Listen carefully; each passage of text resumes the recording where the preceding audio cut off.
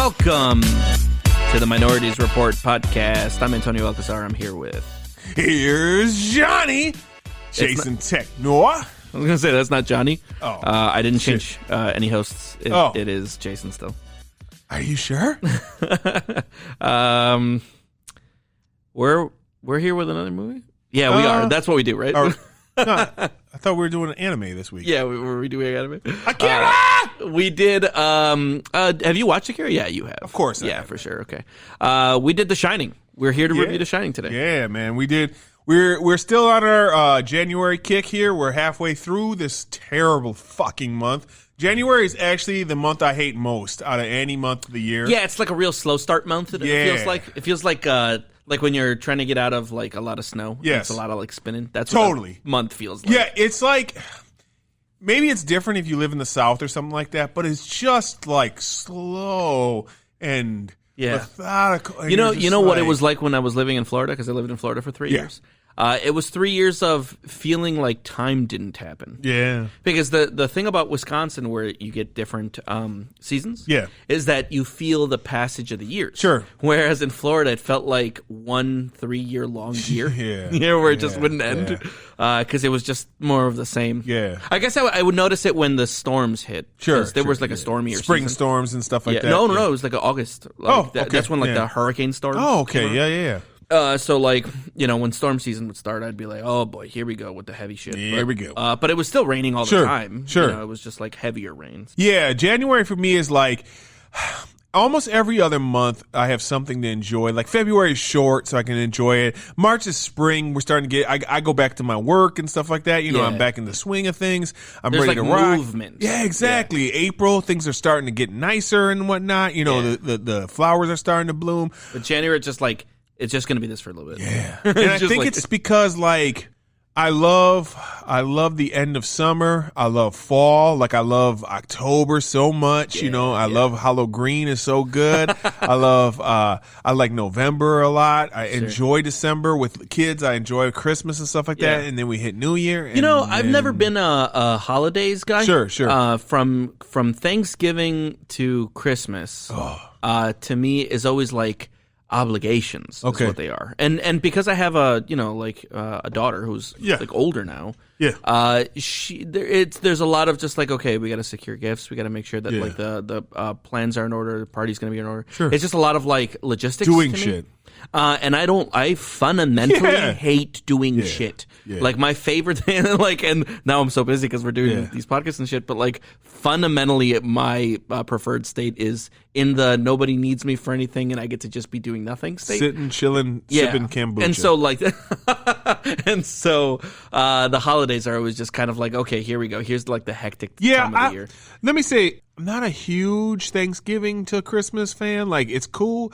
But for me, my time of the year is like, well, clearly Halloween. Yeah, Halloween. It's fucking Labor Day through like I love Labor Day through Halloween, obviously. That's why I made a holiday about it. But I also, I love all the way through Thanksgiving because I love me some Thanksgiving. Yeah. And that month is like good. I'm clocking down at work and stuff. Sure. It's a good time of year for me. I just enjoy that time frame. And even like, because of how much I love Gen Con, August, this, that. And, July is like fucking 4th of July, just great time of the year. And then we get to January, and that's why these movies are so good in January. Yeah, the last movie that we watched, The Thing. A couple weeks ago, we did The Thing. Yeah, that one felt cool, and I feel like it was only made better because it was like a very like stifling movie about a stifling situation. Yeah. And like January is just so stifling. We had just had those big fucking snowstorms, and it just felt like right. And then this movie too, like there's something so stifling about it. Although I am not going to lie to you, as soon as this movie was done, I Googled to see if this was an actual job I could get because that seems like a vibe. Like person going crazy aside, being the caretaker by yourself in a hotel for like 5 months seems like such an awesome thing. Oh boy. That's funny. I bring up some of that later on. All right, let's do it. Here we go. We're going to jump into this. 1980, Stanley Kubrick. That's my boy. This, I think, is the first Stanley Kubrick movie I've seen. No. Did he do 2001: A Space Odyssey? Of course he did. Then I did. This is the second one I've seen. Here's some things. Spartacus, bro. Okay. Remember that movie? No, I never watched that. Oh, dude, it's like a. I like how you always, with how often we do this, you should assume I have not seen it. So here's the thing. I thought maybe you could have seen Spartacus because this is like a Gone with the Wind type of movie, okay? I've never seen Gone with the Wind either. Of course. It's a classic from the 60s that's like one of those like movies. Yeah. Like a movie you see. Yeah. Kirk Douglas, that's Michael Douglas's dad, is the star of it. I know Kirk Douglas, for sure. I mean, I know of him. I know more about, so here's the thing. I know more about cinema, like greater cinema, than I've seen any of the movies. That's awesome. And that's mostly because I was really exposed to pop culture early, and there's a lot of references and stuff like that. So it would just be like things where I would be like, watching a movie, and then they would reference something, and I'd be like, oh, I never watched that, and I'll Google it, and then I'll read all about it, and then that's it. That's my exposure to it. We'll certainly do, there's at least one more movie that we're going to do of his, because he did Clockwork Orange, 2001. Oh, I've seen a Clockwork Orange. Oh, you have? Okay, cool. Dr. Strangelove. I never saw that. And Full Metal Jacket. I never see that. And we're definitely doing Full Metal Jacket. Cool. A little bit later on in the year. I love that movie so much. Okay. So we're going to jump into this film right away. Kubrick is a Kubrick. Yeah, I don't know what that means, but it was a really weird intro. Okay, so it starts off and the music starts. Yes. And dear God, has there ever been more mood-setting music than this fucking thing? I thought the music was really cool, and I liked that the shots were really cool. Yes. And I didn't get the text. Sure. Do you know what I mean? Like, the text was like a little too like... I don't know what the fuck it was supposed to be. It was just like in like almost like a Comic Sans kind of font where it was like this blue.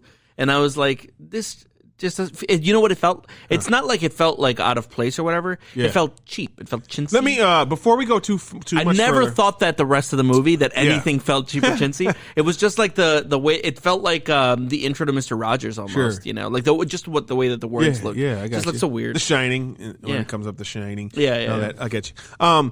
But before we go any further, I want to bring up, too, we're actually going to throw a special at you guys probably next week. It'll definitely be in the month of January. But we also reviewed... Maybe in a couple of days. I'm not sure when we'll upload it. But okay. Room 237, which is a behind-the-scenes conspiracy theory look at The Shining, specifically. Very excited about that. Stanley Kubrick was known, and I'm going to bring up a couple little things while we go through this movie. He was known to put messages in his films that were deeper than, here's a film, and it's about... transphobia, or it's about very surface even deeper, right? Much more methodical and deep than that. And honestly, messages. It felt like that watching this movie. Yes. Watching this movie, there was such an attention to detail in such an exaggerated way. Wait until I get to some of the attention to detail. Yeah, I can't wait because I promise you right now, most of it went over my head. Yeah, I'm sure some of it did. I am not that smart of a guy. You would have to know a lot about like everything surrounding the movie and everything that was going on in America and stuff like that. Yeah. So, none of that is stuff that I picked up on. Exactly. So we get into this overhead. The music kicks in. It's an overhead helicopter shot. Yeah.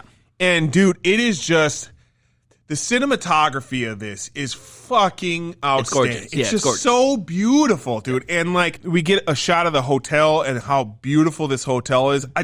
I love everything about this movie at the beginning. Just the panorama scope of this place and the cutting, like this big open area, and then slowly but surely cuts it down into this little hotel. Yeah. That's a gorgeous hotel, obviously, but still very 1970s hotel. Does this hotel still stand? Can you like go to this hotel? Boom. So let me.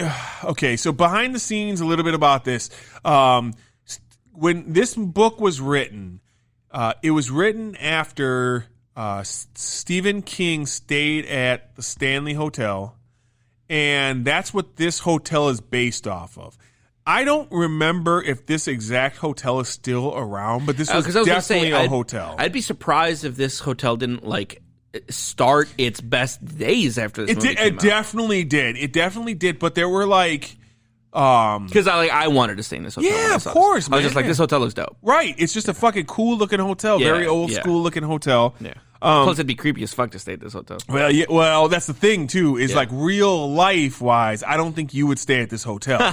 Because there's a lot of fucked up things that have happened at this hotel. Real life. Oh, really? Shit, at the Stanley Hotel. Yeah. And so like what happened was one of the, if I remember correctly, I'm trying to recall all my knowledge on this. Yeah. Stephen King wanted to stay there in part because of that. Oh, really? And then he was there, and he had a nightmare while he was there about his son running through the halls and getting attacked by like a fire hose and this and that and stuff. And so that led to his beginning of his ideas of The Shining. Got it. And we'll get a little bit deeper into this in a little while. Sure. But basically, it goes into we get into the hotel, and we get into Stuart Ullman's office. Yeah, that's how it starts off. Jack Torrance is the interview. Yep, we're in the interview. Jack Torrance is there. He's talking to him about the hotel and just kind of giving him the lowdown and whatnot. Yeah. And then they start going into some grim shit. Well, no, we're getting way ahead of ourselves. Yep. There's a lot to that conversation. Because we cut back and forth between his interview and the family. Yeah, okay. At the same time, sure. Okay? Because it cuts over to Wendy and Danny Torrance, okay? Yeah. The wife and son, obviously, of Jack. So Jack is doing his thing over here. He's talking to him. They're getting some information about his background. Yep. He was a teacher. He quit teaching. Yeah. Now he's a writer. Yeah. In the book, he was a teacher who beat up a student, and that's why he's no longer a teacher anymore. Got it. Okay. So in the movie, they talked about how he had pulled on his kid. He's right, but that's just supposed to like kind of clue you in that he's a violent dude. He's been a violent dude before. I got you. He's had freak out times. Yeah, okay. Because at the same time he has flown off the handle. Right, exactly. They're going back and forth over the information about this, and again, it's cutting back and forth between the two things going on. He is Wendy's talking to Danny. Danny is really fucking weird kid that talks with a finger. Mrs. Torrance. Yeah, for sure. So she's like, you're going to make friends or whatever. And he's just like, well, like, do kids even live there or whatever? Right. And she's like, well, you got Tony or whatever, or whatever the fuck. And he's just like, me. Right, exactly. That first scene, I was just like, that's funny. Yeah. Like, what a weird thing. Right. And hold on. But I'm going to bring that up again almost immediately. But keep going. Okay. So we start setting up a little bit of then it cuts back to the interview.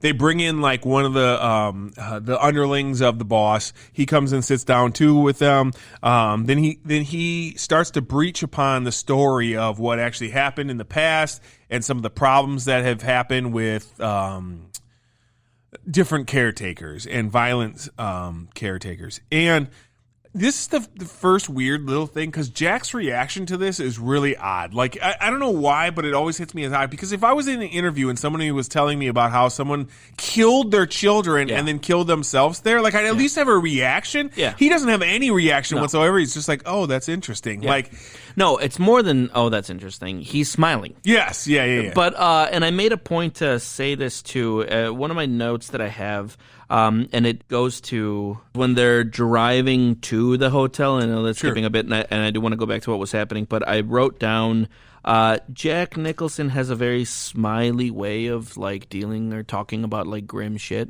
Because he's like telling the kid about what happened, and he's just kind of like real casually, almost smiling through He's it. just like, they were a group of hikers that got lost. And they had to like eat each other, and he's like kind of smiling about it, and I'm just like, and Wendy's like, don't tell him about that, and she's like, it's okay, I saw something about it on television. On TV. See, he saw it on the television. It's I don't know, he just has like a really weird smiley way of talking. Sure, but it's Jack Nicholson, so it's not like this is Jack Nicholson in all of his movies. It is Jack Nicholson. Like he's like a Sean Connery. Yeah, he's not an actor that's going to disappear into a role. Right. The role is going to be Jack Nicholson doing that role. Do you want him? Yeah. If you don't? Do you want that guy doing that? Then get that guy. Yeah. And then otherwise, he's not like a fucking Daniel Day-Lewis. Right. It's going to be a goddamn different person. He's the exact opposite of Daniel Day-Lewis. Exactly. Right.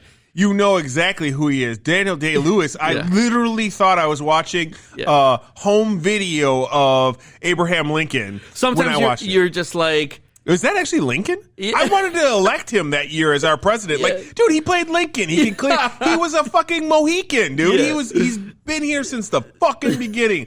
He fought in the streets of New York at 5 points to push out fucking foreign invaders. Yeah. He has done his duty to his country. I liked him. Exactly. So after they talk about that shit, we jump back to the kid. And this is the first point where you know something is weird going on with this kid. Yes. Because he already knows. He's talking to Tony. Yes. And Tony informs him that his dad got the job. Now, that scene, I thought was really well done. Yeah. And really creepy. Yeah. Because he gets that, like, kind of vision. Yeah. But the way that he talked to, because at first I thought it was like a cute little thing. Yeah. But then it was just like, your dad already got the job. Yeah. And he's about to call to let your mom know. Yeah. And then it happened. I was just like, oh, that's creepy. Yeah. Like unsettled. Yeah. You know, that was really well done. I like that. Yeah, no doubt. And it's because, too, you may not even notice it, but like the music of all this stuff is so like in the background, but it's just kind of eerie. Now, this is an example of music done well. It's like Alien or The Thing, where like it's not in your fucking face the whole time. Dude, when it's in your face, I'm just like, I get it. No, you just want a little bit of a... unsettle me with the music. Don't fucking be like, scary movie time. Dude, I don't want it to be that overt. Yep, exactly. And Danny freaks out at this point. He passes out. Mom calls a psychiatrist or a doctor to come see him. Mm-hmm. Because he gets that like crazy vision of all the blood gushing out of the fucking hallway and the two creepy girls. Yeah.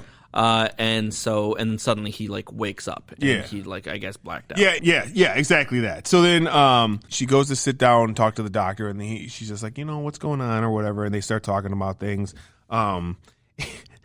And she starts telling him about interactions that Dad had with that.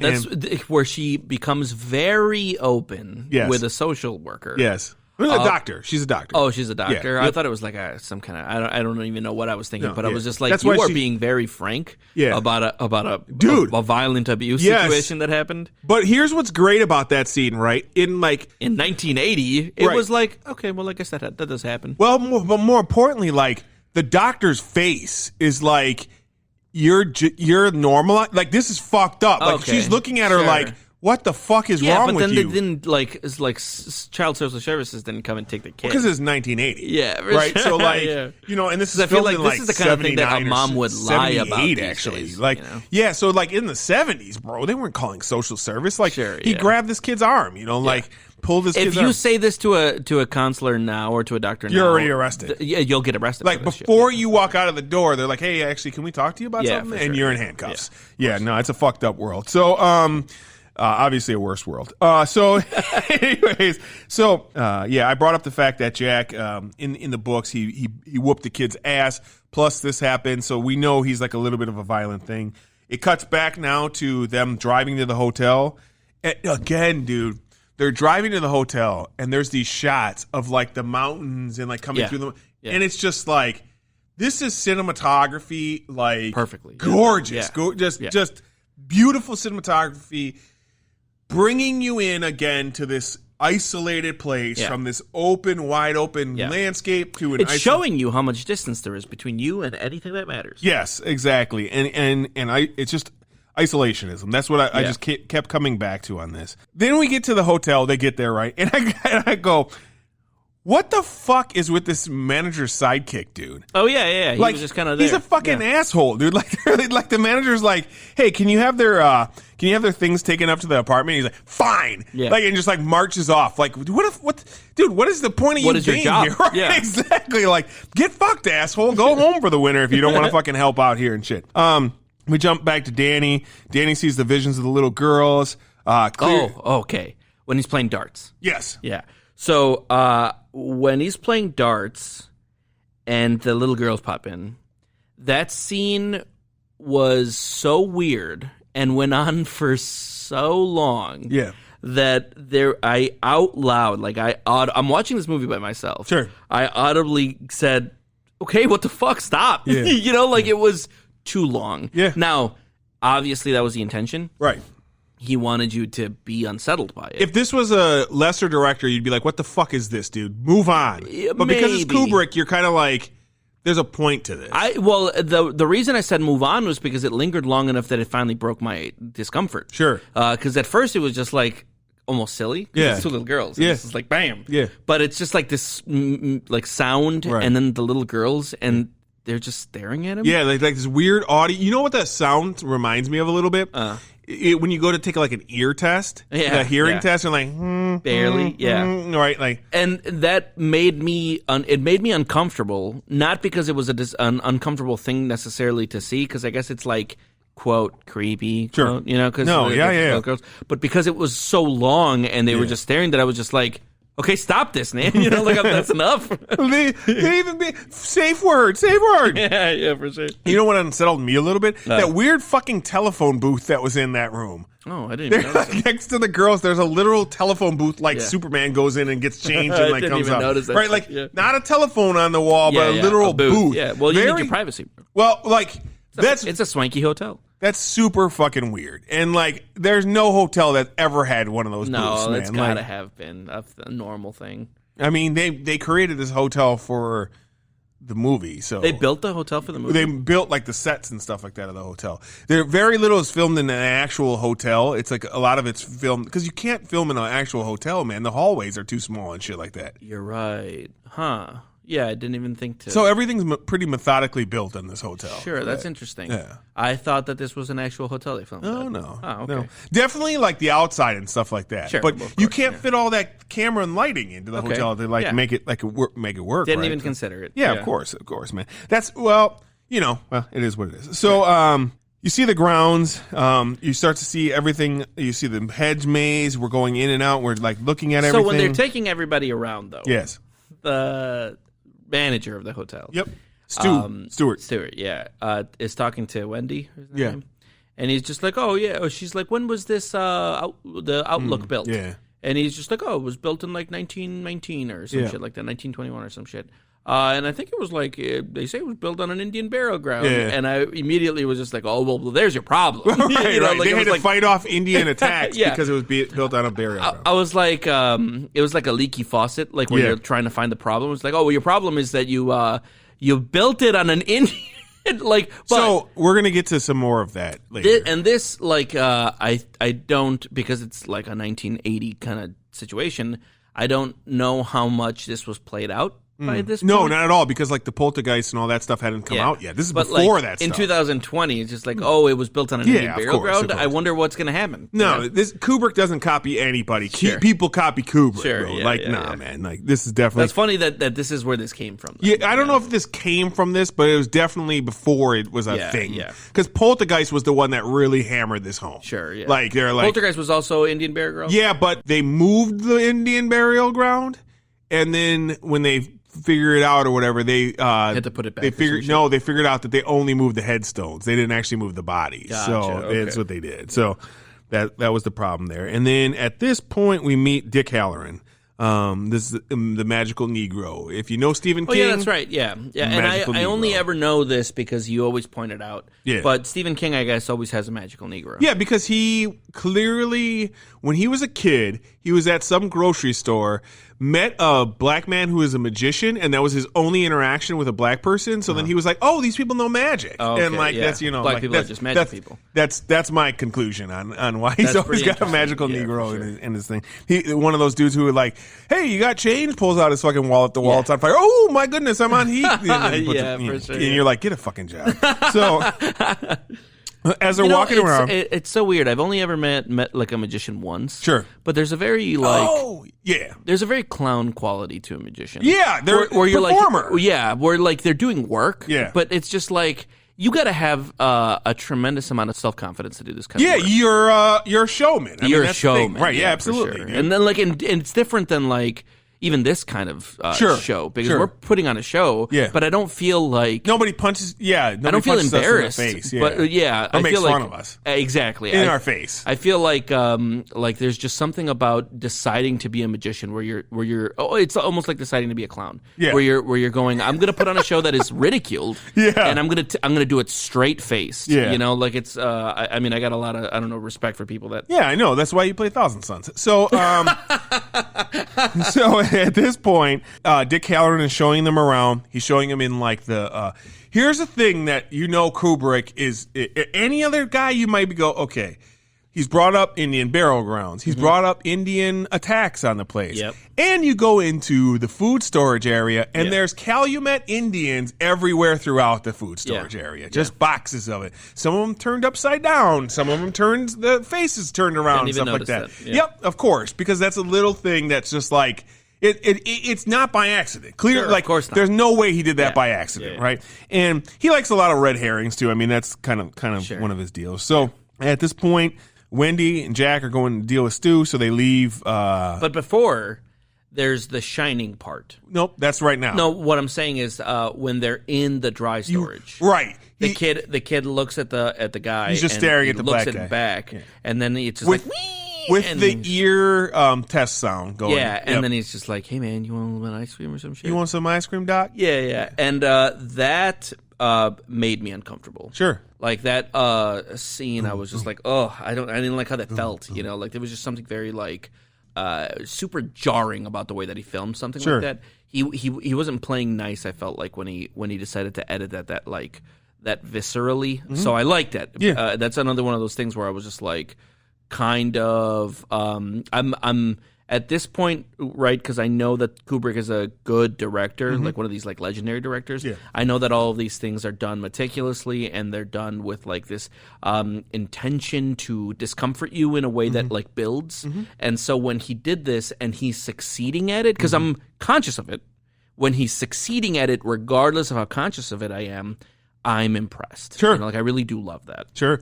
And yeah, no, you kind of nailed everything on the head here, and Dick and Danny kind of talk about The Shining at this point. Yeah, and they even say, just explain to him. Some people are weird; they can talk telepathically. Me and my grandma had this power. Yeah. We called it shining. 2 points, bing. And he used the fucking title, and they just talk about what shining is and what's with the hotel and stuff like that. And they're like, places can shine too, and this and that. And there's good and there's bad everywhere you go, and blah blah blah.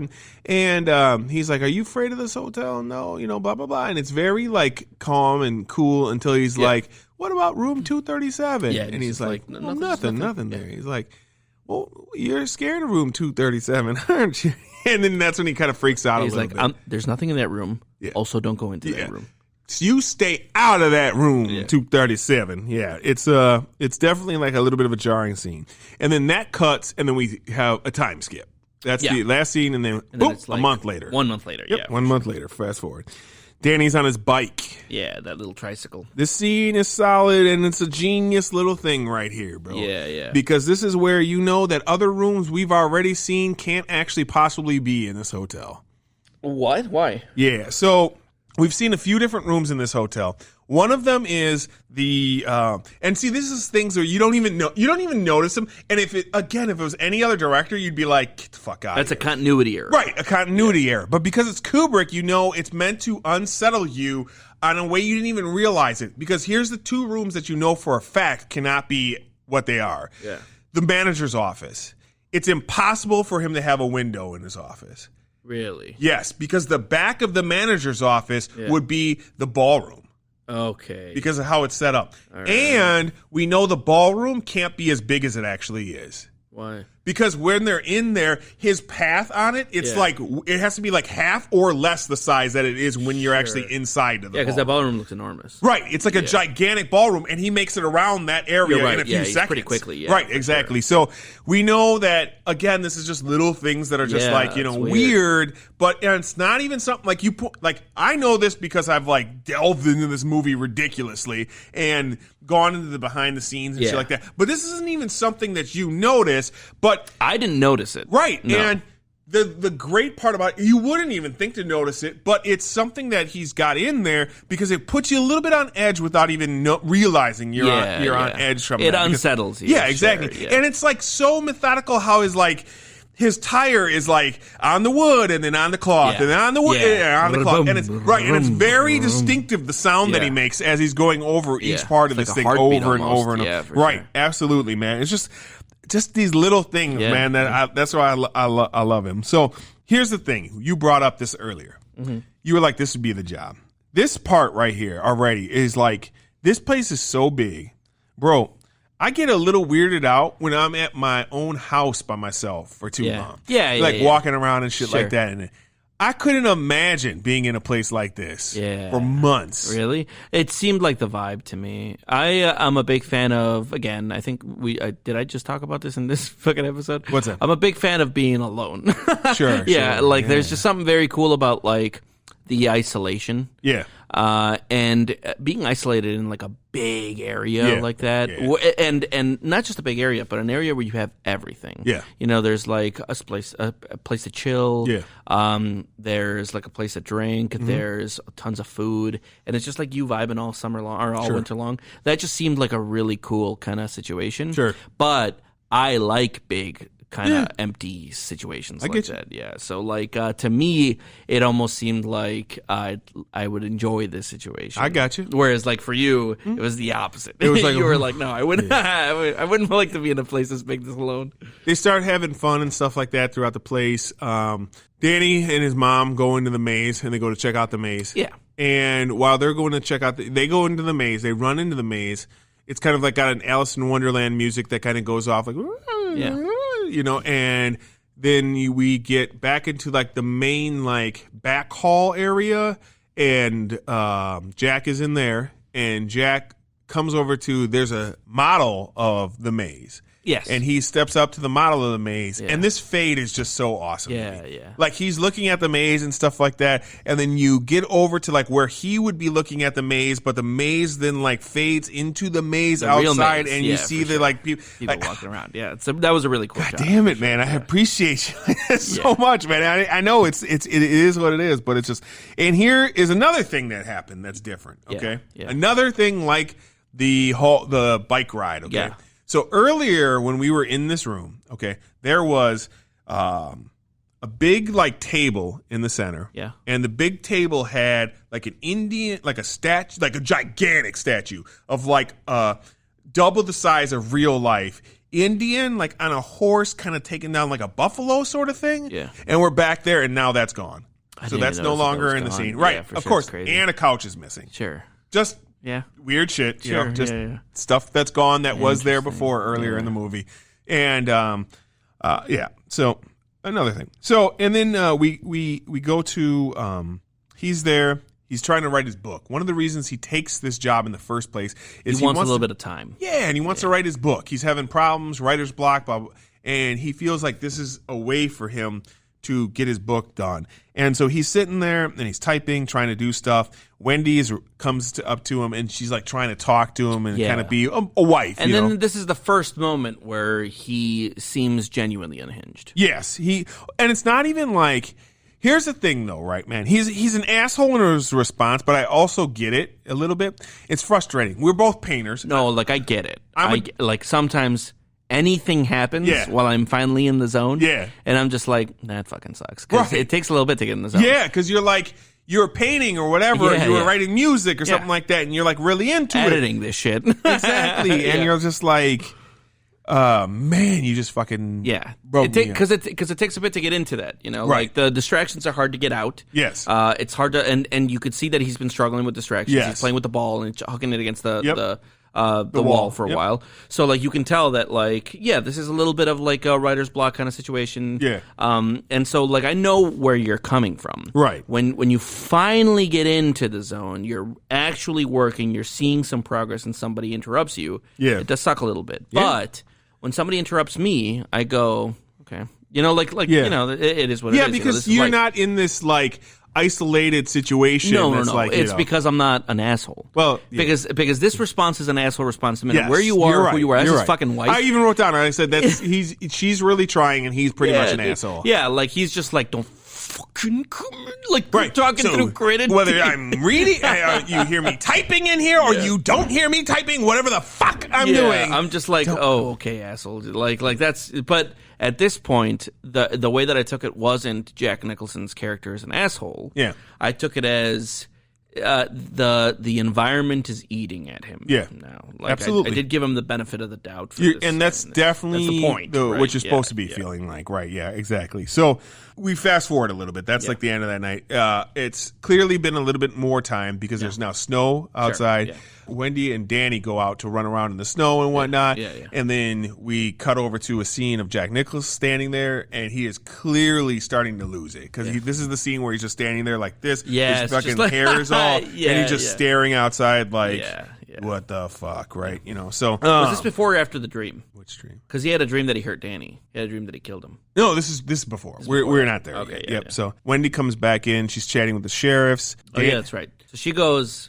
And the storm starts coming in. Right. She radios the sheriff. She tries to use the phone. Mm-hmm. Phone lines are down. Gets to the radio and realizes the radio still works. Yep. And that's when it's confirmed. Yep. The towers are down. The phone's not going to work. Right. While she's doing this, Danny is on a bike, and he comes across the daughters in the actual hallway. Yeah. Oh, creepy. And they're like, come and play with us forever and ever and ever. Yeah, and then like it's just like flashes to them dead on the ground. Yeah, and he like fucking with his closing his he eyes, freaks out. You know? Yeah, he doesn't like it. Yeah, I didn't like it either. I wanted to close my eyes. That was gross. Yep. And Danny then we don't know if this is the same day because this is all like kind of supposed to be like. We're kind of there because we don't know what day it is, and just like they don't know what day because then you just kind of cut to nights and days and mornings. Storms coming in, like how long has it been storming for? Right, it's been 1 day, exactly. 5 days, you know? No, right, absolutely, and we know that like the storms can be pretty bad there because the Omen brings that up earlier that the storms last a long time and they can't do skiing and stuff like that. Yeah, there's a couple of scenes where the TV is talking about how like rough the storms have been, and so like you get that like it has been hitting for a little bit. Yeah, and Danny wants to play with some of his toys. He asks his mom if he can go get some of his toys.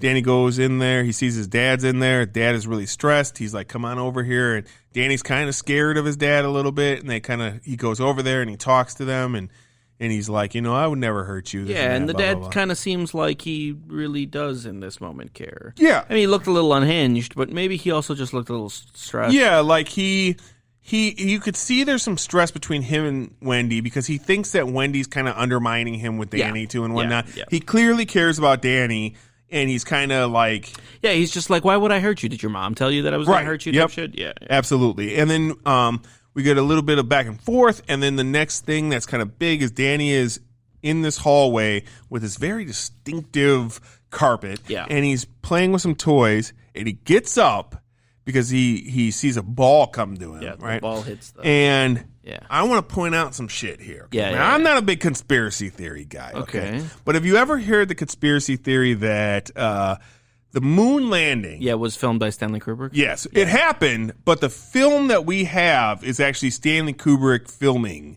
the moon landing. Because we couldn't bring back the actual film, whatever. Okay. Right? Okay, so...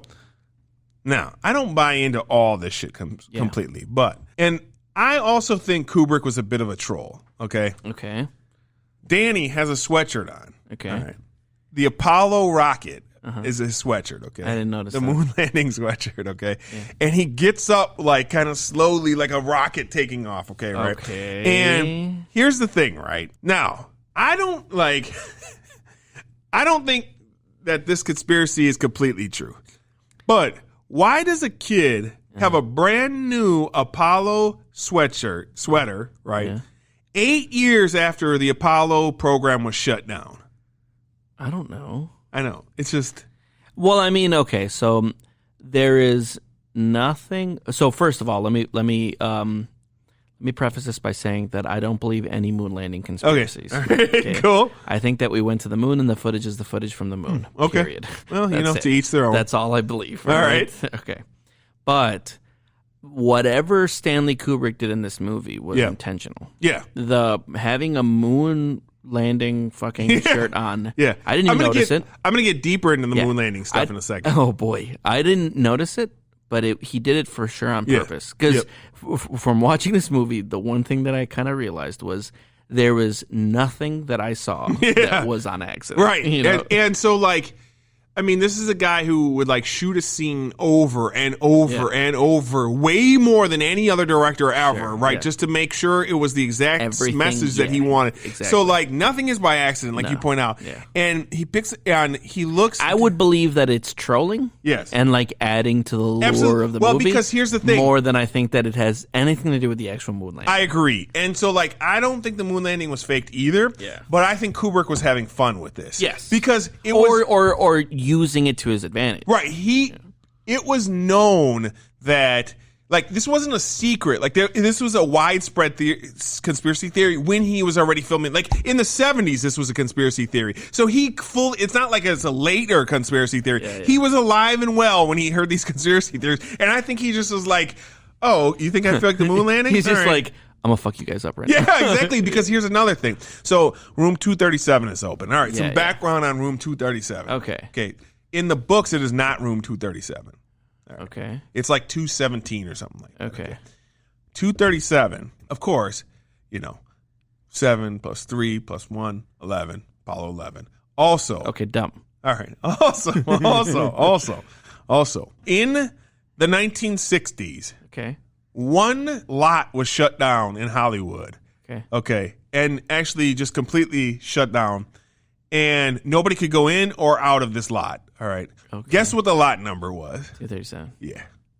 Can I ask you a question, Jason? Yeah. We've known each other for years now. Fuck yeah. Yeah, it's how time flies.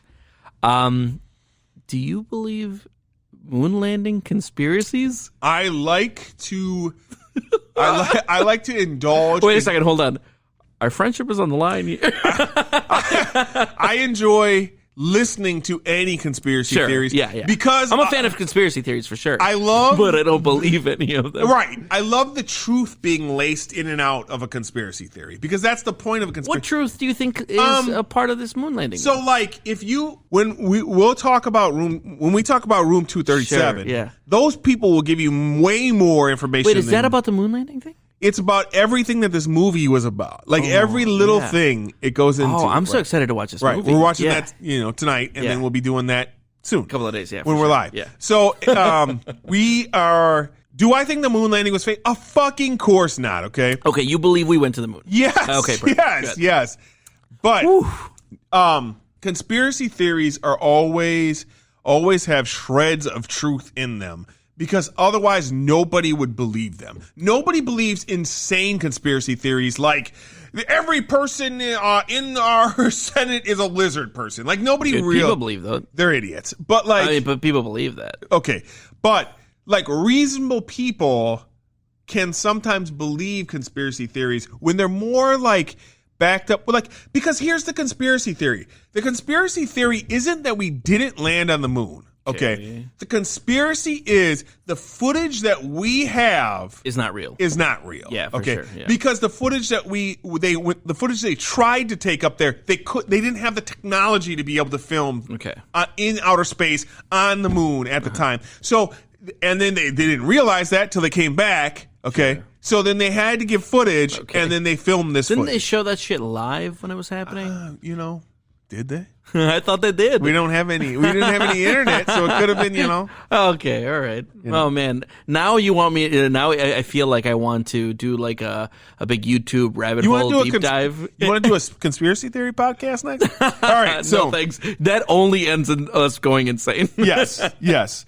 Room 237 is open. Now, this is the point where Jack is having his nightmare. Yeah. He's screaming. Wendy comes running. Yep. Okay. Yep. And Wendy wakes him up, and that's when he's like, he heard Danny in his dream and this and that. Blah, blah, I just had a dream that I killed you and Danny. Right. Sure. And Danny, while that's happening, Danny shows up. Sure. And Danny's all fucked up. He's all bruised up in the neck. Yeah. And Jack is like, I love this, man. Because, like, of course she's like, you fucked him up. Yeah, right? Because that's the only, like, logical. You're the only other person here. Right. You're the only other person here, right? And, he's just like sitting there with his hand like. Did I? Like I couldn't have done this. Like I can't forget this because I'm not drinking because there's nothing to drink here. But he also didn't protest because like he. What is he supposed to say? He looked really unhinged. Right? He was like, "How? What the fuck? What is going on here?" And I did like that reaction a lot. And then the next reaction, because like this is how like it's so real to me, because like he goes from like this like what to like really mad, like but like the mad, like this is such a real scene to me, because like we've all done this, like he's walking down the hallway and he's like and he's like throwing his fists around and stuff like that. We've all had that time where like we've gotten super mad about something and we're just like he looks like pissed. Yes, exactly. And he, as he's walking, he sees like the ballroom lights are on, and then he goes in the ballroom, and then he goes and sits down at the bar. The bar. He's like, "Fuck, I wish I could have a drink." Right, and he kind of like closes his eyes, and he says something, and he's like, "Well, howdy," or whatever, you know, and then it looks like he's role playing being able to have a drink. Right, and then there's a dude there, and then there's a dude behind the counter. Right, exactly, and he brings up how he hasn't drank since the time he hurt his son. 5 months.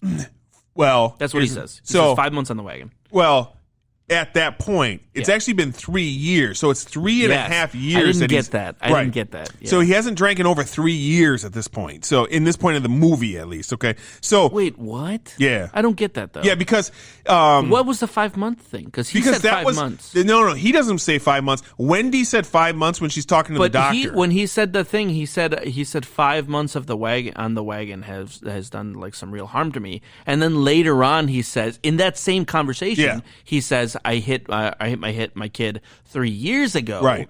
And like that's where to me the timeline is messy as fuck, because why did he just say 5 months when it was 3 years ago that happened? When Wendy he hasn't said drank that, since then. Yeah, when Wendy said that he hadn't had a drink since he hit his kid. So like I was just like, what the fuck? Yeah. You know, like where are we here? Yeah, and just like his whole conversation here is just so good. It's so Jack Nicholson, you know, like just so like at this point, a momentary loss of muscular coordination. Fuck, right? Yes, exactly. Yeah. Just like, you know, and he's going on. He has his drink and this and that, and then Wendy comes running in there. She's Jack, and she comes in and she's like explains what happened. What Danny tells her, that there was a woman in room 237 that hurt Danny, and she's like so upset, and he looks at her and he's just like, "Are you out of your fucking mind? That's not fucking happening." Right? like, and then it like he's gonna go check it out or whatever. So then it jumps over to Dick in Florida, man. And I'm gonna tell you something, bro. If I'm a Negro cook, who works in Denver, and then vacations in Florida, ain't coming back to Denver. I don't give a fuck about what kids like. I don't care who's dying. Right. I'm in this fucking nice hotel room with, you know, just chilling with some nice alcohol, and I ain't going nowhere. Yeah. So we see what he's doing. He looked like he was straight vibing. Right. But then he starts to have like a little bit of a mental thing, like something weird is going on back. Yeah, like his eyes like open, like he gets really bugged out. Yeah. We jump back to the hotel. Jack goes into room 237, and dude, I'm gonna tell you this, and this. You know, I'm an old dude now that's like been through enough where it's just like, if I'm in that motherfucking room and I got my clothes on, and this woman, I don't give a fuck how pretty she is. No, of course not. If she's soaking wet, she's not getting out my clothes. Oh, that's so funny. That's what you were thinking. Step the fuck back. If we're gonna do anything, at least let me take my clothes off. Right, like you are not getting my coat and everything all wet. Yeah. Like, get the fuck off. But he's clearly not even aware. Yeah. Right? Because he's like, he walks in and he's almost like in a trance. Yeah. Because anybody walks into an empty hotel room. Yes. In an empty hotel. Yeah. And sees a person in the bath. Yeah. You freak the fuck out. You get scared. Yeah, like. You're just like, yo, what have you been eating? Right. Like, but none of that entered his mind, like. Because he was like in a trance. Yeah, he was just like, what is this? Yeah, like, you know, right? Like, he was as much a part of that hallucination as she was. Yeah. Like he was gone. He was a part of it almost. Absolutely. Yeah. Yeah, and of course, like they start making out, and then he looks in the mirror and he sees that she's this fucking dead thing. Yeah, and what a creepy scene too. Right, like, dude. It was just so like again like the little girl staring for too long. Yeah, it was just like there was something so slow and just like you got to stew in that uncomfortable situation for so long. And she's dead in the water too, and you see Danny fucking and Danny's freaking the fuck out. Yeah, exactly, because something fucked up going on in that motherfucking room. So Jack goes back to the room, and of course he lies to Wendy. Because what are you gonna say? Like, are you really like? What? I was like, yeah, there was a dead person in there. She was naked. I kissed her, and she was dead. Yeah, that was weird. Yeah, right. Exactly. Yeah. Like, clearly, like, he's back to like being kind of sane at this point because like there are like kind of he's what I feel like what he's having is a period of lucidity. Yeah, that's the right. Yeah, exactly. And like when you're in that period, whatever you saw must like that can't have really happened, right? Yeah, exactly. Yeah. Like we talk about this all the time, and this is like to me. The reaction 90% of people would have to seeing something impossible. It's like, just rejected. Right. This is, there's no I must have hallucinated that. Right. Shit. This has nothing to do with The Shining directly, but it's like H.P. Lovecraft type of shit, Call of Cthulhu, this type of things, all right? It's like how I try to explain it to a person a lot of times and stuff like that, because it's like how you would react to this. Imagine right now, you were like in a forest or some shit like that, or a jungle, and you're walking through the jungle, and you come to like a waterfall, and the waterfall is flowing up. The water is flowing up the waterfall. Your mind would instantly be like, that didn't happen. Like, not me. Right. Exactly. Like, what would you do? I would be like, oh, this is some alien shit. I love how quick you are to just be down with the shit. Yeah. Like, I'd be I found some alien shit. I'd be really excited. I'd be like, oh, okay, cool. Because, so I fundamentally believe that I'm the main character in my own story. Yeah. And so if I saw some shit like this, I'd be like, oh, we're getting into the good parts of this fucking life. You know, like I wouldn't reject it. Crazy. So Upside Down Waterfall wouldn't make you think for a second? Upside Down Waterfall. So, like, the only reason Upside Down Waterfall wouldn't make me think twice is because I think that for the most part, the world is unexplored. And so, like, if I stumbled upon an upside-down waterfall... But it's defying the laws of gravity. I would think that this is, like, some nexus point or some shit. Like, I'd be like, oh, that's cool. Now, if there was a momentary thing, like with Jack Nicholson's case, where it was just like this, like, momentary, did that actually happen? Did that happen? Because the waterfall, I can explore, right? If this is going upside down, you're gonna explore it. I'm touching it. Yeah, I'm walking up to it. I'm literally, like, turning around and walking the fuck away. An upside-down waterfall? Yeah, not only am I walking away, I'm never telling anybody about it either. No, dude. I'm like... I'm taking pictures of it. I'm going up because to it. That's upside-down waterfall. Yeah, so you're going to touch the water and something fucking terrible is going to happen to you, Or it's you're in a different world suddenly. That'd be cool. I don't want to be in that different world. But what I'm saying is, in this other situation, where you're momentarily hallucinating something, then you walk away and the door's locked and nothing actually happened. That's where I'm questioning my sanity. Sure, right? Sure. And that's why I agree with you with this whole Call of Cthulhu kind of situation, where if you saw some weird ass shit, and then that weird ass shit wasn't there anymore, you wouldn't think, I just saw some weird ass shit. Yeah. You would think I'm losing my mind. My grip on reality is not right. I think you're more willing.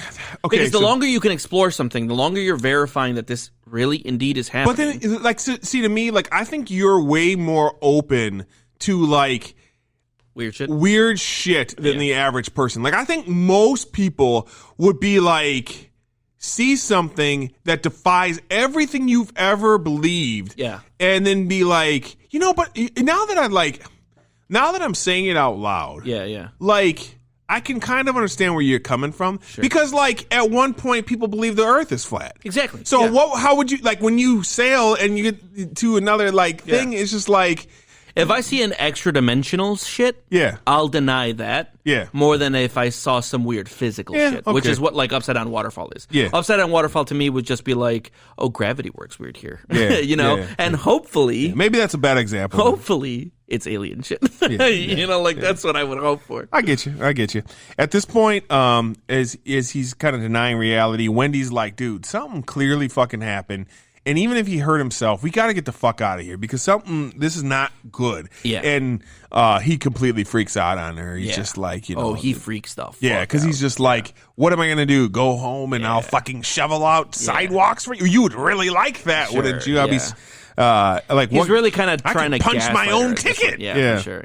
Yeah, exactly. Trying to make it seem like she's irrational. Well, I think he brings up at this point, like, you fucked up plenty of things in my life, and I'm not letting you fuck up this. So, and you can tell subconsciously, especially on like a rewatch, the hotel is getting more and more of a hold of him at this point. Yes, like it's well, that's what I feel. That's this whole movie is his spiraling into like being one with the hotel. Right? Yeah, sure. Dude, I'm so glad you are on the exact same like wavelength as me because we're going to get to it later on, obviously, like what we think and stuff like that. But like, okay, so getting back to it, Dick at this point, he knows something bad's happening. So he calls the sheriff and he's like, hey, I was just, I was wondering if you could call up there for me, this and that, blah, blah, blah. And it cuts back to the hotel because the sheriffs are like, yeah, we'll check into it or whatever, but the power lines are down or whatever, this and that, blah, blah. So we get back to the hotel and Jack is like pissed, because of Wendy, the fight he just had, and he's walking around and he hears something going on and he goes to the ballroom and he is in like a 1920s style ball. Everything's like back to, there's people there. People everywhere, exactly. Sure. Like, and he goes up to of course, Lloyd, the bartender, and he's like, hey, I'll have a drink or whatever, this and that. And he wants to start, and he starts drinking, and then he's like, hey, I want to, pay for it or whatever. No, it's on the house or whatever. You can't pay for it. Your money's no good here, this and that, blah, blah, blah. And then he gets up to leave, and he's like, what do you mean my money's no good here? And just like, no, orders from the top. You're not supposed to pay. Yeah. And he's just like, no, I want to know who okayed this. I want to know, like who's paying for my drinks. For my drinks. He's just like, that has nothing. That doesn't concern you. Yes. And he's just like, okay, cool. Like, I guess that's all what right. it is. That's cool with me, man. He gets up and like what are those called? The not waiter. Butler. The waiter. Waiter. I don't know why I was thinking butler. The waiter crashes into him, spills all over, and they go to the bathroom. He's like, let me clean you up. Let me clean you up in the bathroom, and then they kind of have a conversation. Yeah. And he's just like completely normal about stuff and this and that, blah blah blah. And then Jack Nicholson is like, Jack Nicholas is like starting to figure out stuff, and he's he's just like, "What's your name, man?" Yeah, and then he tells him the name. Grady. The name is that name of the guy who killed like his water. And he's just like, "What? Didn't you kill your wife and your kids? Yeah, weren't you?" And he's just like, "No." He's like, "I thought you're the groundskeeper," and he's just like, "No, you're the groundskeeper." Well, he's like. He goes, no, you are, and because he's like very insistent on this is Grady, and he killed his he's like trying to wake his ass up to this shit, you did do this or whatever, right? And that's when he's like, no, sir, you've always been you're the I'm not the caretaker. groundskeeper, I'm like the waiter, right. You're the caretaker, and I should know, I've always been here, and you've always been the caretaker. You've always been the caretaker, right? And he like starts to at this point, I'm lost. Yeah, I'm not ashamed to admit. Yeah. That I have lost track of the continuity. Okay, I don't know what the fuck is happening when I was watching this. I'll try to sum it up at the end, towards the end if we don't. The only reason I say that is because I'm kind of pointing out what the fuck is going on? Exactly. I'm pointing out the fact that like Stanley Kubrick is succeeding in confusing the fuck out of me. Yep. I'm not just like, oh, okay, so then he's the blah blah blah. I never thought that. No. When this was happening, I was just like, what in the fuck is happening here? Yeah. Yep. I just noticed you were wearing a Shining shirt. You're always wearing a shirt to the fucking movie. Yeah, dude, because I own a shirt for every. I do that. So funny. I don't want to get into it yet. We'll talk later. So, He kind of like tells what's going on with the hotel and stuff like that a little bit, and he's like, your son is. I had to take care of my daughters because they tried to burn down the hotel. That's why he killed his daughters. And he's like, they needed collecting, and he brings up that his son is being bad, like his daughters were, and he's trying to get a nickel cook involved in this. Yeah, and when he dropped that, I was just like, oh boy, okay. Yeah, you know, he's a bad guy, so it's okay for him. That one hit me hard. Right. So like just the way he says it too. That's how he said it. Like it sounded almost like in a Tarantino movie. Yeah. So and then he's like, and he kind of brings up that his son has been bad and he's trying to interfere with it and whatnot, and that his son might need correcting, like his daughters needed correcting. So and Jack Nicholson's like, yeah, I'm gonna go take care of that shit. Yeah, I'm gonna make sure everything goes smoothly. So at this point, Dick is like, he can't get a hold of anybody up there. The sheriffs can't get a hold of anybody up there, so he's going to head up there. He's just like... He literally goes, I'm going to go help him? Yeah. Crazy to me. Yeah, I know. It is crazy to him. Crazy to everybody. So, but I guess it was like a little bit of that Shining connection where he was just like, I got to go help this kid. Yeah, because the kid, right, exactly. And he knows that there's problems with the hotel, and he knows about the Grady situation and stuff like that. And so 237. Yeah, exactly. Yeah. So he's just like... okay, I'm the only one who can kind of help in this situation because of what the hotel is. So, really funny scene to insiders. I'm going to go behind the scenes a little bit at this point.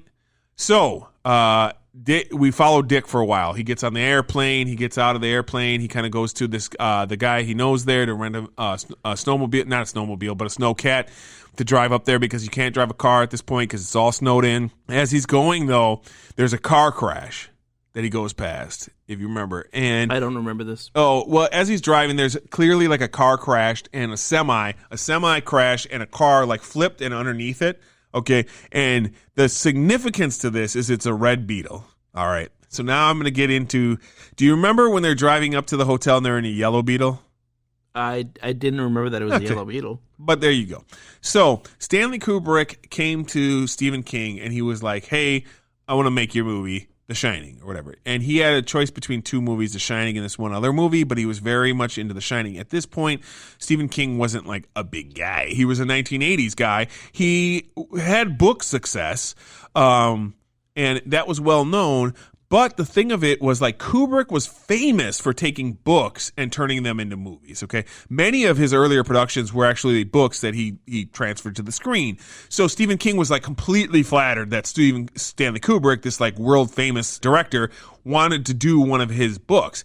So Stephen King, though, is very like possessive with his shit, or he was at a time. And now you can actually offer to do what's called a $1 baby, where you send Stephen King $1 to make a production of any of his story, like stories that aren't already tied to somebody else, and then you can make a movie of one of his books. But the reason he only takes $1 for you from it is because you cannot use it for any financial gain. You can use it for like school or some shit like that, to do a movie. He's all down with that. He likes to share his shit now, but he was very possessive of his stuff back in the day. And this story specifically, he was very possessive of because he felt this was his closest story to himself. Okay, Jack Torrance very much represents Stephen King. Okay, because Jack Torrance has a alcohol problem, obviously. Stephen King had a raging drug and alcohol problem, okay? And he was always scared to death of what he would do to his children when he was fucked up on these raging alcoholic binges. And he was able to avoid that by corrections to his life and whatnot. He got in like a car crash, almost died from it, lost a ton of weight, and he changed his life from there. He kicked the heroin, kicked everything, basically. He was hit by a car, wasn't he? Yeah, something like that. Like, he was out running and got hit by a car? I don't remember exactly the story, but I definitely know he eventually got clean. And so this is very much a story about him, okay? And in the book, Jack Torrance has a very redeemed storyline and whatnot, okay? And so I'll the book. Yes, I'll get into that a good deal later. But so he had a script that he wrote for Stanley Kubrick for this. But it's Stanley Kubrick, bro. Stanley Kubrick took that script and threw it in the fucking trash. Yeah, he was just like, hey, thank you, man. Yeah, exactly that. He's like, get fucked, right? Like, that's what he's like, oh, I appreciate that. And King wanted to be like totally involved in the production of this and shit like that. And Kubrick wasn't having any of that fucking bullshit. He's a fucking, award-winning director. Get the fuck out of here, Stephen King. So he's just a writer at that point. So, there was a lot of fighting between these two and stuff, and a lot of like hate between these two. No way. It got that bad, huh? Oh yeah. And in the book, Jack Torrance drives a red Beetle. Okay. In the movie, he drives a yellow Beetle, and the red Beetle's fucking crashing. It was an extra fucking middle finger. Really, towards that's King. So hysterical. That's so petty. Right? Exactly. They were like they hated each other all the way to Stanley Kubrick's death. Jesus Christ. Yeah. Okay. So, yeah. All right. So, anyways. I mean, honestly, Stephen King should be like beholden. Well, okay. We'll get to it. So, after this, Wendy wants to talk to Jack, but he's nowhere to be found. She's like down in that hall again. She comes across his work because he has like a full manuscript done at this point, and she looks at it, and it's just the same thing over. Oh, yeah, that's right. And it's all work and no play makes Jack a dull boy. There you go. Over and over. And not only is it like the first page is just like a straight line of it over and over, but then she looks at the pad and it's formatted. A book. Yeah. Right. It's a formatted like a book of just this over and over and over. Well, like a screenplay almost. Right. Yes, for sure. And that's definitely like That's hysterical. The way that it was formatted, I was just like, oh, so he was intentionally trying to make it seem Yeah. It's pretty off the fucking wall. Yeah. And she's worried about, because she's worried about everything at this point because, what's going on. And so she's got a bat in her hand. She's got a bat in her hand. Yeah. She goes into this side spot over here, and we get into another impossible room. Doesn't matter. Yeah. There's a stairway in the back there that can't be there, but it is there. Sure. Whatever. Doesn't matter. So just another thing. Another thing that's brilliant. So she after she looks at the work, Jack shows up. Yeah. Jack's completely lost it at this point, and he is talking to her about what we should do about Danny, and I think you have a very different idea on what we should, and just so good in this scene, which is counterpointed by how bad, in my opinion, Shelley Duvall is in this scene, because she's very whiny and very she's pretty whiny the whole fucking time. She is. She's got a really whiny character. She is. I don't know if that was poor direction or just bad acting, but she was clearly a combination just of really definitely there's three characters in this movie really, and one of them's not good, and it's what's her name? Shelley Duvall, right. Wendy. So, and she Jack is trying to talk her down, and he's just look, following her to try to get the bat from her, and she's swinging the bat at him, and then she's like, darling, light of my life, you didn't let me finish. I'm not gonna hurt you. Yeah. I'm gonna bash your fucking head in, and just and but then he gets really normal again. He's like, stop swinging the bat, Wendy. Yeah. Stop swinging. Well, to me, it seemed like that he was just of course, to pounce. Of course, right. He's trying to let her get her guard down, and then she swings and hits him in the head. Yeah. Knocks him down the fucking stair. Right. Yeah. And then drags him all the way his ass, dry storage. Right, into the dry storage. Puts him in the dry storage. Okay, so he's trying to get his way out of there, and he's like, look, I was crazy, but I'm okay now, this and that, very Blair, like we talked about 2 weeks ago. Yeah. And he's just like, I'm all right. Look, and she's like, no, I'm going to get us help, and we'll get out of here. And then that's when he loses it again. He's like, you're not going anywhere. And he's laughing and whatnot. This is the scene that probably got him the Joker gig, too. Because it's just his smile and his laugh is so Joker-esque in this, because he's completely fucking lost it at this point in time. At this point he's gone. He's not anything that's even a semblance of their fucking dad anymore. And this is the first scene that we definitely know something odd is happening in the hotel for sure. And by that I mean Danny could have hurt himself in 237. Yes. Easily. Jack goes to room 237, but he's fucking crazy, so he could have just seen things. Still just cabin fever. Right, exactly. Cabin fever craziness. However, he's locked into the fucking thing. Yep. Grady shows up. Yep. He talks Grady into allowing him out of the fucking thing. So now we know for a fact this hotel is got a problem. Right. Yeah. It's shining. Ghosts. Yeah, yes. for sure. Yeah. Right, exactly. Because the hotel, it's not clear. The hotel let him out. Shines just like the two other people that we know in this scene. So we go back into the apartment area. We get Wendy's laying down, kind of trying to nap, and now Danny has completely changed over to Tony at this scene, because he's just Danny couldn't handle it anymore. Tony's here now. Right, exactly. Yeah. Tony's there. Tony's with the red rum everywhere. Red rum. Yeah. This is the first time I noticed something about this movie. Okay, right at this scene, because when I watch this movie, I've got a little ticker on the bottom and this and that, and this is 2 hours and 5 minutes at this point in time. Okay. I never have in my life realized this movie was over 2 hours long. Oh, really? Because it just flows so well to me, and just kind of starts and then just breaks and breaks and breaks. That's interesting. Yeah, and it's 2 hours and 20 minutes, dude. So it's definitely not something I have ever noticed before this time. I always thought this is an hour and 45 minutes, just because of how well paced it is in my opinion. Yeah. Okay.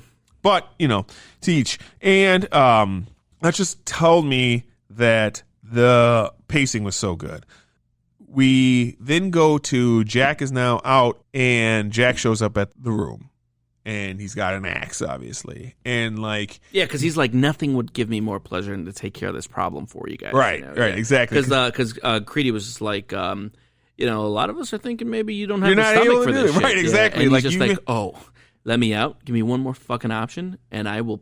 I'll show you how. Ready Yeah, exactly. And then as soon as he's let out, this guy is on a fucking rampage. Yes, he is now fucked up. He's like, Jack, I'm going to go kill these fucking human Yes, beings. exactly. I've got he gets a fireman's axe. Yeah. He shows up at the apartment, breaks down the first door, gets in, and at this point, Wendy and Danny jump into the bathroom. Yep. She shoves Danny him gets out. Yep, she shoves him out the thing. Probably the most famous scene of the movie because he's like, here's Johnny, and then he breaks into the door. It was really cool seeing that. Yeah, for sure. Like, I mean, memes and pop culture references all my fucking life. Absolutely, right, exactly. So she cuts his hand or whatnot when he tries to reach in. Yeah. And then he hears something. So he goes to run to find out what the fuck's going on. Yep. And it's that, what's his name is back. Dick shows up. He gets asked the question by... immediately. Dude, he walks it, like... Something about, like, he's hiding behind the like, one of the pole banisters right there. Yeah. And he's like, hello. Yeah. And, he's like, axes him right in the chest. Axes him in the chest. I fucking love that. I don't know why. I just love that scene so much because it's just, like, so fucking crazy. And Danny's freaking out because Danny can tell that's what's happening.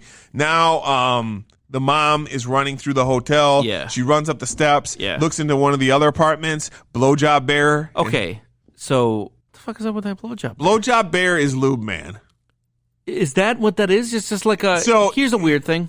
Yeah, but there's like complete backstory to this dude and real life backstory to this dude as well. What? So like that guy that like is getting the blowjob, if I remember correctly, is supposed to slightly represent what was that guy's name that Leonardo DiCaprio played in that flying movie?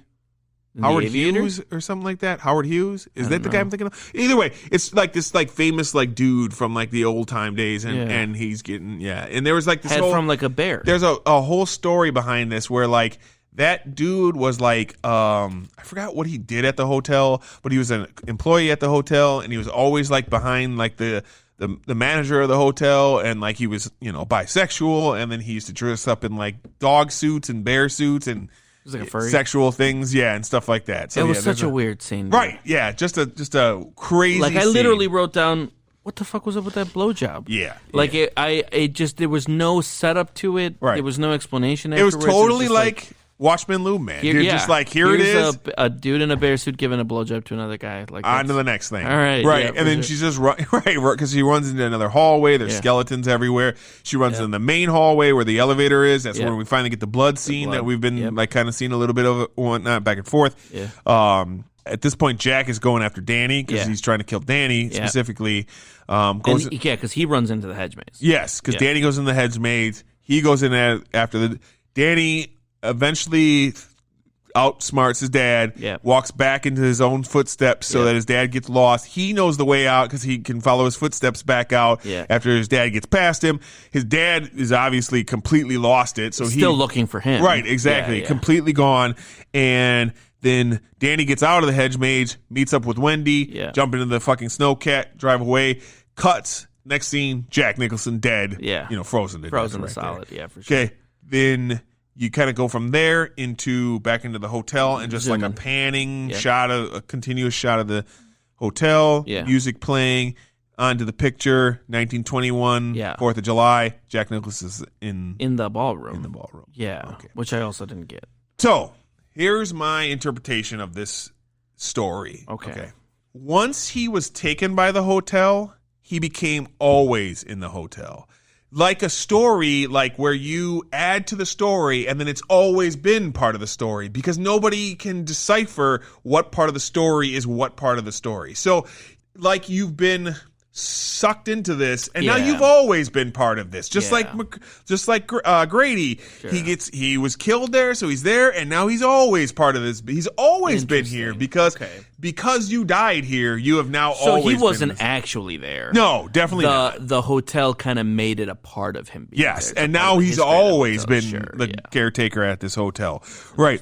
And in like the deeper stuff of this, like book and everything like that, is the hotel's actually after Danny, but they'll take Jack because like both these people have the Shining. Jack has the Shining too, right? But it's not as strong as Danny's is, and the hotel wants the more stronger version of who can shine there and whatnot, because it's an evil hotel and whatnot. So in the book, the difference is he does all the same shit, tries to kill his family, everything like that, but then he breaks from the sanity for a while and like makes his family leave, and then he blows up the hotel and like by overflowing the boiler, basically. Okay.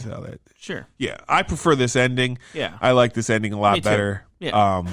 But I prefer this because that was super weird and unsettling, that end. Yes. If you would have just blown it up, I would have been like, okay, that's a nice little button at the end. Right, exactly. Yeah. It's just I like that there was no button at the end. Right, exactly. Like, even weirder. Like, it's weird. Like, it's fucking super weird that now, because he died here, he's always been here. Yeah, that was the big thing for me when it ended. I was just like, wait, so was he a ghost? Was he a part of the hotel and then left and had a life after he killed everybody and then came back and nobody recognized him? Like, I didn't get what was the explanation. Yeah. I do like the explanation that like it's just a fundamentally haunted hotel. So it's never been like... And you become part of the history, you just become a part of the history. Right, you just become part of the... And that's my reading of it because of what we've been shown throughout the movie and seeing this many times and like some of the behind the scenes and stuff like that. Kubrick's never like said that, like specifically, like that's the story. But it's kind of like we did a couple weeks ago when we did The Thing. Like, you're supposed to kind of bring your own interpretation of what, and that's my interpretation of it. Is that a common interpretation? Yes, a lot of people are just like, he was, there's other people who believe that he was a ghost all the time and stuff, and I don't like, that one's harder to explain. Right, exactly. Yeah. Like even like you've said, where he was once at the hotel before and then he, like he was some kind of immortal or exactly, something like that. Or but like, also that there's something less interesting about that. No, and I agree. The ending I go with is just the one I like the best. So that's kind of why I've kind of been on that one. So, The Shining 1980. What is your opinion? So, would I recommend it, right? Yeah. That's the better framing. That's the point. I don't think I'd recommend this movie. Okay. I liked a lot of this movie. Yeah. But I also was bored a lot of this movie. Okay. Because a lot of it was atmospheric. Yes. And, that's why it stood out to me when you said that you didn't realize that it was so long. And that because the pacing, you've always really enjoyed the pacing. Sure. To me, that was the opposite. That's the only thing I didn't like was the pacing. I thought that this movie had so much good shit in it. And that's why I gotta say that I liked the movie. The movie was good. Mm-hmm. But I don't know if I'd recommend it, or if I did, I'd say you might be bored, because it's kind of like, it's long in the tooth in a lot of ways. Sure. And I get it. There's a lot of like establishing a continuous atmosphere of an unsettling kind of situation, but there's a lot of it where like it wasn't as unsettling as maybe it might have been back in the day, and it was just kind of dragging for me. And so that's it. I guess my complaint was that it felt. I really felt the 2 hours and 20 minutes. Like for me, it was the opposite. I felt like it was so fucking long. I thought that everything he put into this movie was so cool as far as the things that happened. Mm-hmm. But when it was just like establishing shots or in between shots or like just like him throwing the thing at the wall, like I get it. He's going crazy and you got to show the restlessness. But there's just something about how long it took that I was just like, this is dragging quite a bit.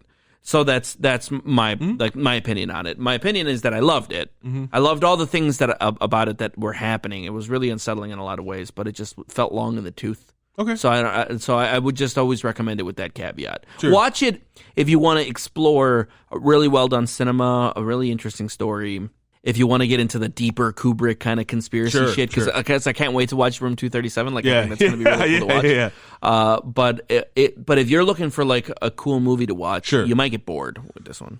Yeah, so here's the thing, right? I don't ever watch this movie around Halloween. I always watch this movie in the winter, and I watch it regularly. And I think the more you watch this movie, the more it becomes good. It's one of these films where, so when it originally came out, people didn't really like it. It had very mixed reviews, and it didn't do well, and it took time. And now there's a lot of people who feel that this is Kubrick's best film. Sure. Yeah. Okay, so it's one of those things where, like, I think it's so deep in some ways that it needs multiple viewings to really be fully appreciated, to notice things, to like see the like the behind what's on the surface of this film. And I love the story. I love this movie, of course, though. Okay, so it's I think the story is phenomenal. It's I'm pretty sure, like even after watching it again, I'm pretty sure it's my favorite horror movie of all time. Okay, yeah. I mean, like you point out, I own the shirt, my keys here. Yeah, have a room 237. Oh, that's keychain. Yeah, you know, I absolutely love everything about this. Dr. Sleep. We were talking about Dr. Sleep. I would say if you felt as though you liked what was going on with this movie, I would give Dr. Sleep a watch. It's on HBO. You can watch it at any point in time. It's about the same length in this. It's a very different story than what this is. And that's what I really like. Yeah. Because it follows Danny. It's not Danny. just a soft reboot. No, not at all. And that's what I enjoy about it. It's the story of Danny past this hotel. Okay. Oh, he comes back or some shit? It's Ewan McGregor plays Danny. Yeah, I remember that. He and what he does with his life after this. Oh, that's interesting. So yeah, and I really like it. I don't want to say that. I thought it was probably one of the better recent King done films. Okay. Oh, okay. So it's not as good as It Chapter 1, but it's much better than It Chapter 2. Okay. And a lot better than a lot of the other stuff people have done for King. King hated this movie so much that he remade it in 1997. He did a 6 fucking hour miniseries for ABC of this. It is bad. Yeah. Very bad. And there are bad people out there that think it's better than this because they are weird Stephen King nut huggers, and they're like because it was like basically directed by Stephen King. Yeah. And it is poor in every sense of the word. Like, it has the happy ending. It has the hedge maze monster, so a lot of CGI and stuff like that. Because in the books, the hedge maze has, like, monsters out there, too, and they come alive at one point. It's just garbage. This film, I can see why you would have some issues with the pacing and whatnot. I don't, because it's definitely paced like a 1970s movie.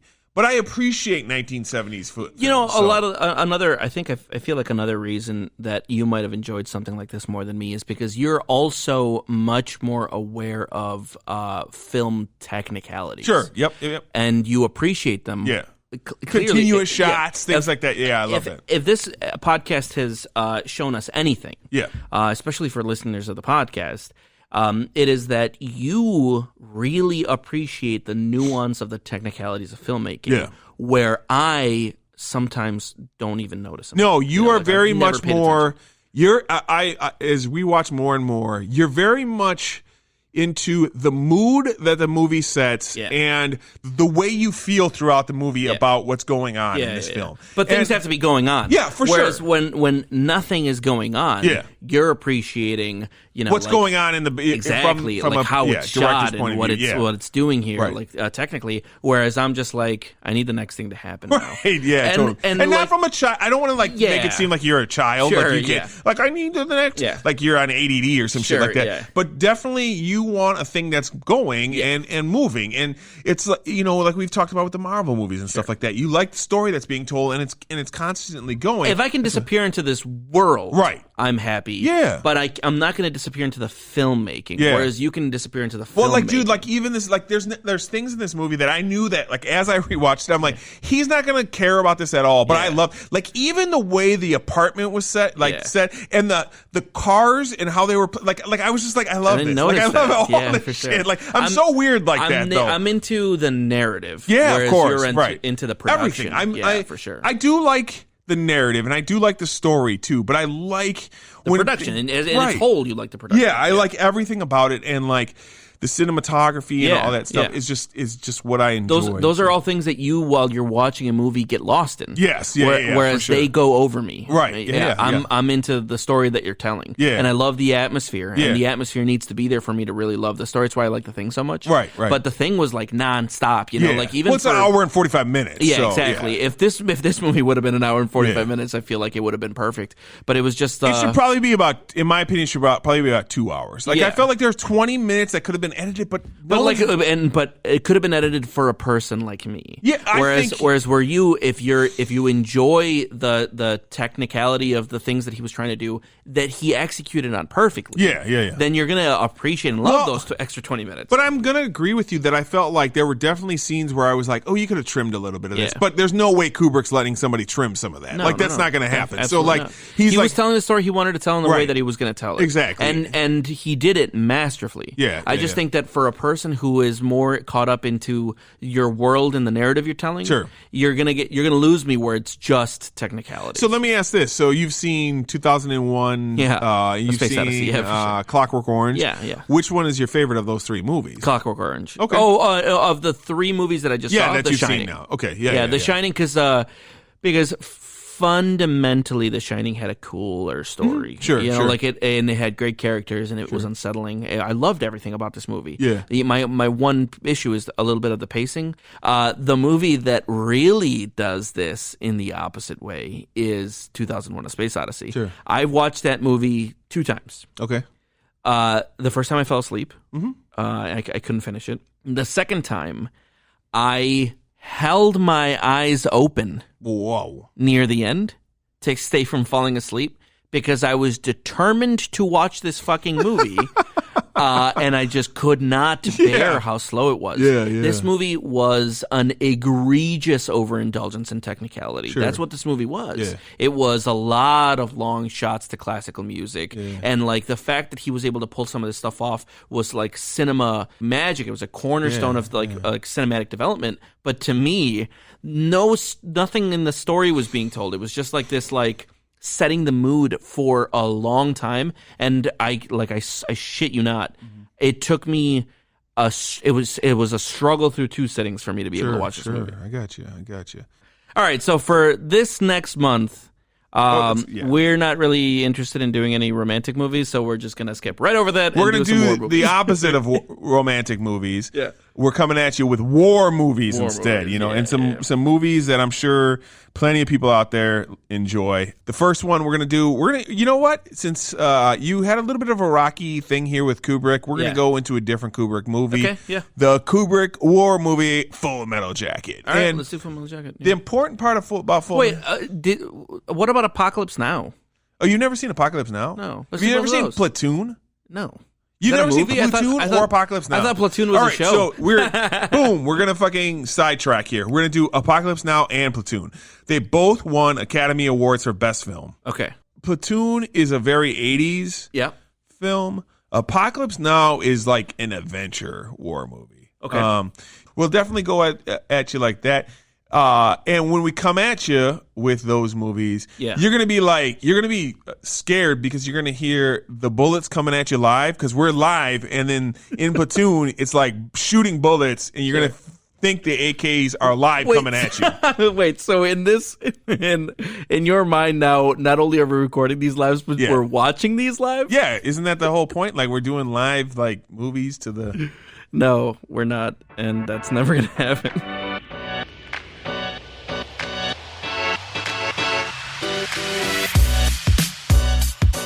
Come out, wherever you are.